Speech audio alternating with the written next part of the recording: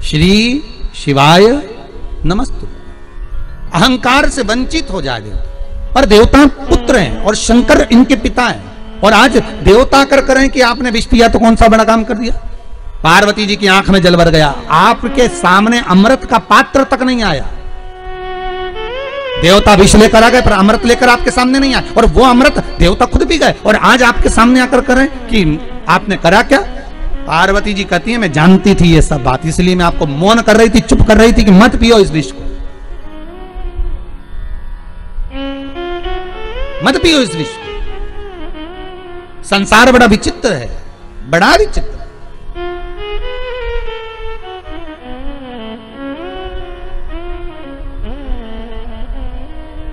पार्वती जी शिव जी से कहीं तो शंकर भगवान पार्वती को बिठाए नंदी पर। काय पर बिठाए?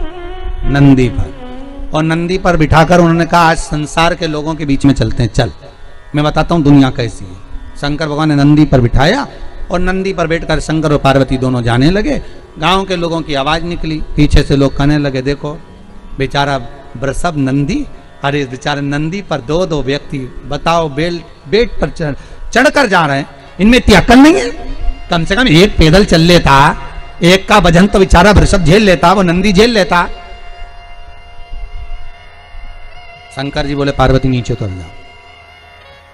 दोनों नीचे उतर गए, नंदी को पकड़ कर जाने लगे। फिर आगे गए तो दूसरे गांव के लोग बोले कितने मूर्ख हैं, साथ में जब नंदी है तो बैठ के जाने में क्या दिक्कत है इनको, पैदल चलने से क्या फायदा।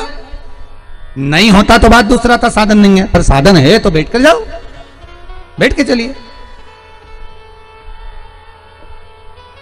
शिव जी बोले पार्वती अब एक काम करो, अब तुम अकेली बैठ जाओ, मैं तुम्हें लेकर चलता हूं। दूसरे गांव में पहुंचे तो दूसरे गांव के लोग बोले बताओ कैसा लुगाई का गुलाम है, पत्नी को बिठाकर ले जा रहा, खुद पैदल चल रहा, गजब। शंकर जी बोले पार्वती तुम नीचे उतर, अब हम बैठेंगे, तुम पैदल चलो।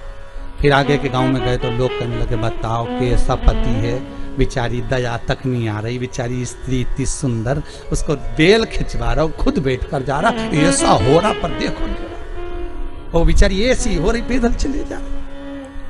शंकर जी वापिस नीचे उतर गए। पार्वती से कहा कैलाश चलें कि और सुनना बाकी रह गया, कैलाश चलने की और सुनना बाकी रह गया। पार्वती जी बोली कैलाश चलिए। शंकर भगवान पार्वती को कैलाश ले गए।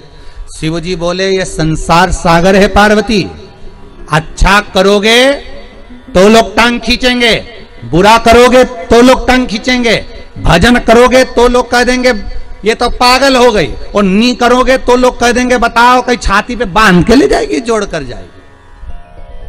ये दुनिया के लोग हैं पार्वती, कहे बिना नहीं रह सकते, इसलिए क्या किसको रोइए, चादर तान के सोइए। आग लगे बस्ती में अपन रहो मस्ती में, क्यों किसके लिए रोना, किसके लिए रोना।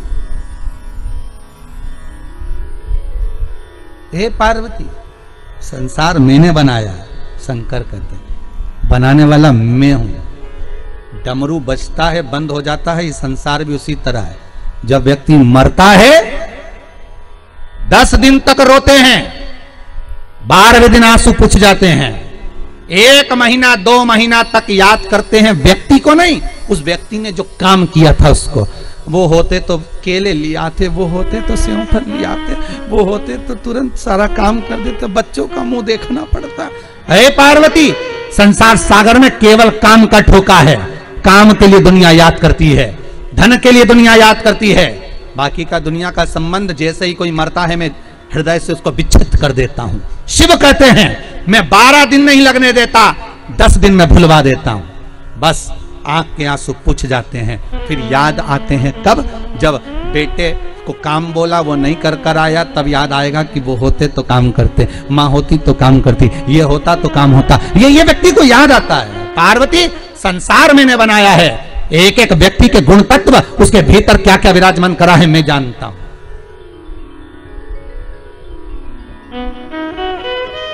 मैंने बनाया। अरे तेरा दिन याद करे क्यों रे मन सुमिरन क्यों नहीं करे। कितने दिन जम के तो बोलो, तेरा तेरा दिन याद कर। एक बार जम के बोलो, तेरा तेरा दिन। तेरा मतलब अपन सबको केवल लोग कितने दिन याद करेंगे, तेरा तेरा दिन याद करे, क्यों रे मन सुमिरन क्यों नहीं करे। क्यों ना करे, कौन याद करेगा कितने दिन तक। हाँ, अच्छा काम कर जाओगे, दान कर गए, पुण्य कर गए, सत्कर्म कर गए, भजन कर गए, नाम स्मरण कर गए, कहीं कोई अच्छा कार्य जीवन में कर कर चले गए और मर भी गए, फिर दुनिया के लोग घर के भले भूल जाएंगे पर दुनिया की याद रखेंगे कि कोई काम हुआ था, कोई सत्कर्म हुआ था, कोई शिव महापुराण की कथा, कोई यज्ञ, कोई अनुष्ठान, कोई सत्कर्म कर कर गया है, भगवत भजन कर कर गया। और नहीं तो खाया खाया खाया खाया, जोड़ा जोड़ा जोड़ा, आखिरी में यहीं छोड़ा, चले गए। इतना बड़ा फोटो टंग गया, बस प्लास्टिक के फूल की माला और कंडा जला के घी और शक्कर, बस इससे ज्यादा कुछ नहीं किया। पहले रसगुल्ला खाते थे, अब घी और शक्कर छूट रही है, कुछ नहीं। और फिर भी अहंकार, फिर भी अहम। देवता करें कि तुमने करा क्या स्पीकर। शंकर भगवान बोल रहे, पार्वती घबरा मती, अभी मैं जवाब देता हूं। और भगवान शंकर यक्ष बन गए, और यक्ष बनकर भगवान शंकर ने जैसे माता सीता ने एक तिनका उठाया था, मां जानकी ने केवल एक तिनका उठाया था। वो तिनके का बल क्या होता है ये जानकी जानती थी।